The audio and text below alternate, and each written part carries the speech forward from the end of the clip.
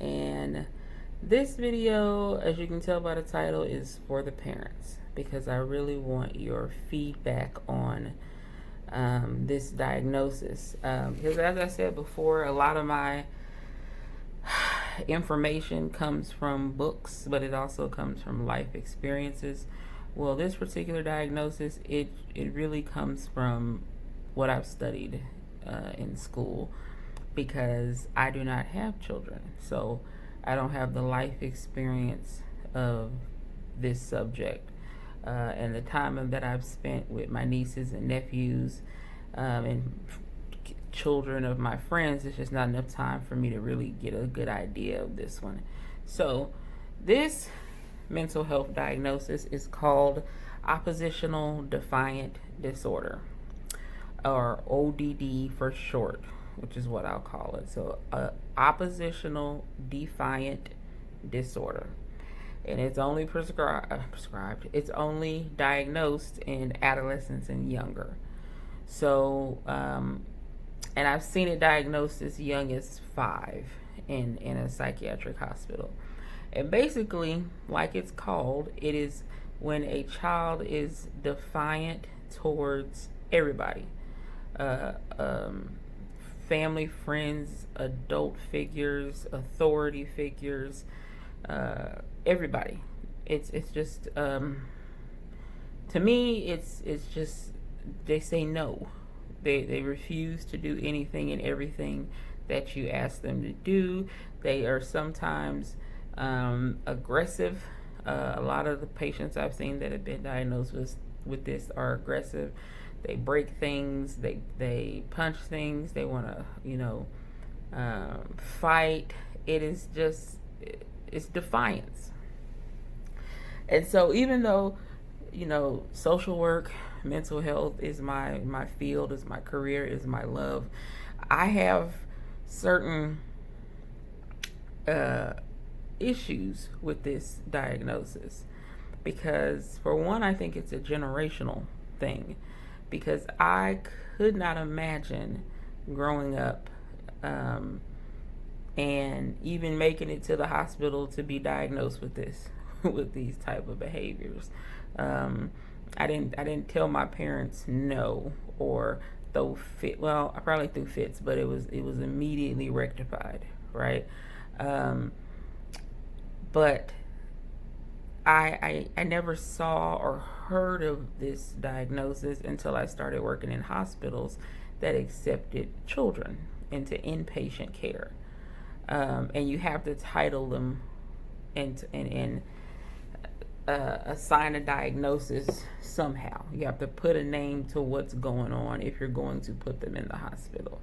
And so I feel like oppositional defiant disorder, it's kind of like SIDS when it comes to the death of babies. SIDS is the diagnosis where you don't know what happened. The baby just stopped breathing. That's basically what SID is. Oppositional defiant disorder, to me, my personal opinion, is just what you label a child when you don't know why they're doing what they're doing. Okay, it's the umbrella diagnosis that all kind of stuff could be under ODD. I don't know, but since I don't know, and some of them are too young to sit and have that conversation with them about what's going on, we're going to call it oppositional defiant disorder. Because a lot of these kids that are diagnosed with this, they're too young for the type of therapies where you sit and you process your feelings and emotions.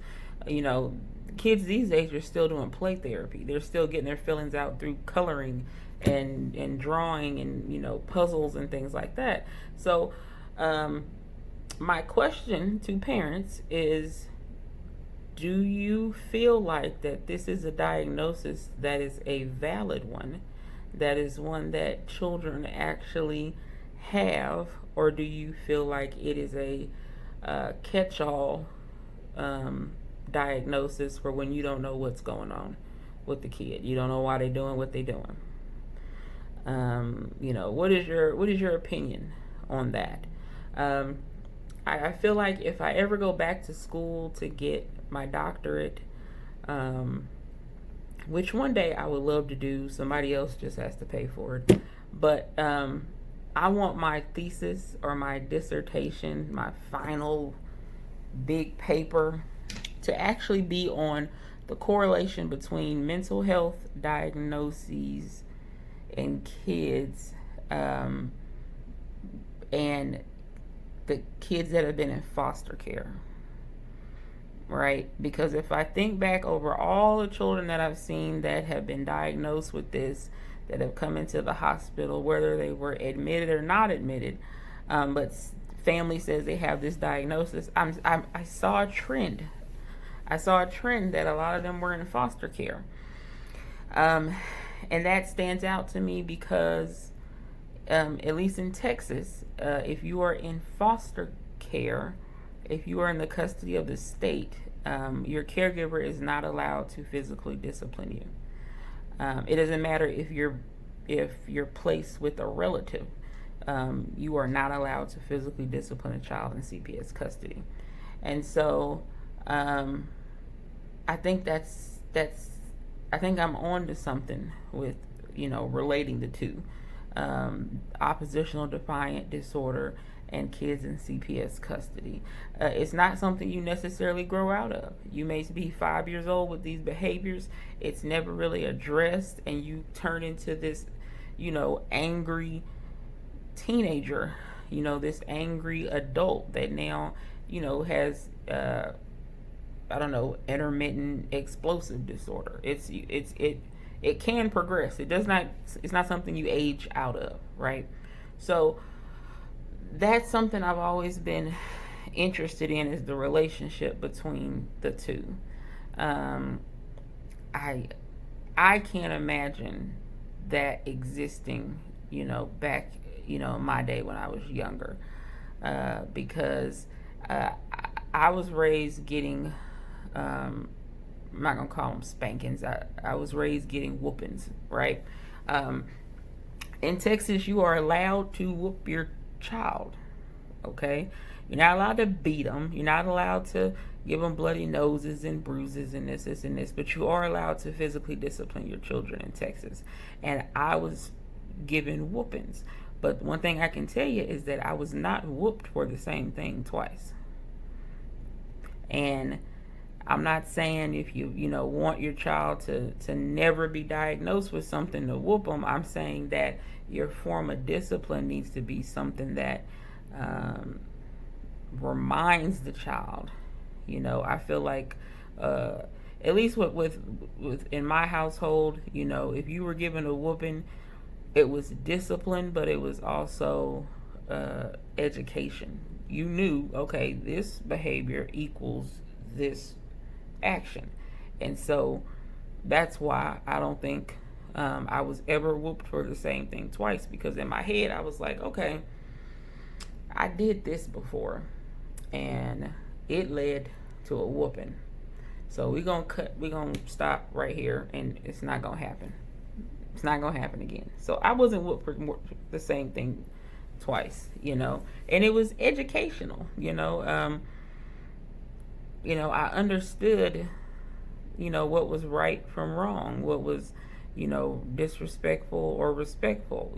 I was not only, whooped for things I said, I was whooped for things that I did. I was whooped for, my actions, for my behaviors, for my, lack of action, And so, I can't imagine, telling my dad, no, I'm not finna wash them dishes. I can't imagine doing that. I can't imagine, him telling me to go pick up my stuff off the floor, and I pick up a shoe and throw it across the room at the TV and tell him I ain't doing it. No, that's just not how we were raised, And it's not even, what sticks out more is my grandma. My family on that side of the family, there's a lot of them, and everyone is very protective of my grandma. And so I would have been whooped by aunts, uncles, cousins, members of the church for disrespecting my grandma. There would have been no disorder attached to it. It would have been you're bad, and you're going to get a whooping until you're not bad. And so that's one diagnosis. I don't come across very often anymore because I work with adults, but it's hard for me to swallow that one because I just, let me know. If you have a kid, you may think, total opposite, that it's true. There's something going on other than just being bad. There is a diagnosis. If you're a parent, then leave me a comment. Let me know, hey, Fallon, you're wrong. My kid does X, Y, and Z, and it's not just because they're bad. It's because they have a problem with controlling their anger.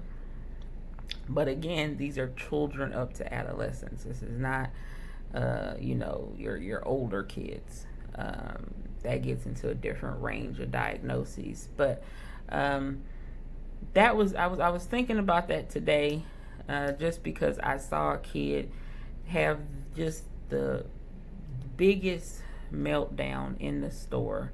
I mean, just was like pulling stuff off the counter because they wanted something. Mom said no and took it back and put it back where it came from. And so this little boy, who couldn't have been older than like 6 or 7 years old, just pure D lost his mind and just started just tearing up stuff until Mom got him what he wanted, and he stopped and he sat down and he held on to it until it was time to check out. And I, as a child, never experienced that. I feel, and I'm 37 years old. I've never experienced that. I've been whooped in a grocery store for acting up. So that I don't understand where the diagnosis came from. Other than a catch-all to cover and to be able to put a code to a behavior. And then there's a video on Facebook of this little boy who's losing his mind. He's actually busting up the TV. I think Dad is trying to hook the TV up, and the little boy is tearing it up. And I think at one point he picks up a hammer or something. And I can't tell who's recording the video. It sounds like it might be Mom, but they're kind of like, stop it, and what's wrong with you? And I really I don't think a whooping is always the answer, but your form of discipline has to send a message, because if not, why would they learn? You know what I mean? I have a lot of friends who don't whoop their kids, and they use timeout and taking away things from kids, which if it's a phone or electronic, that sometimes works because kids are attached to those. But I don't know. I personally never whooped a child, so and that's because one, that I don't have any kids, and so I wouldn't feel right whooping my nieces or nephews as they were growing up, because they're not my kids. It's not my place. But I don't remember having to just keep telling them over and over again when they were little to stop doing the same thing over and over again, right? I really think this diagnosis is generational. I don't think that the 80s babies had this problem, right? So let me know what you guys think about that. That was just something that was on my mind.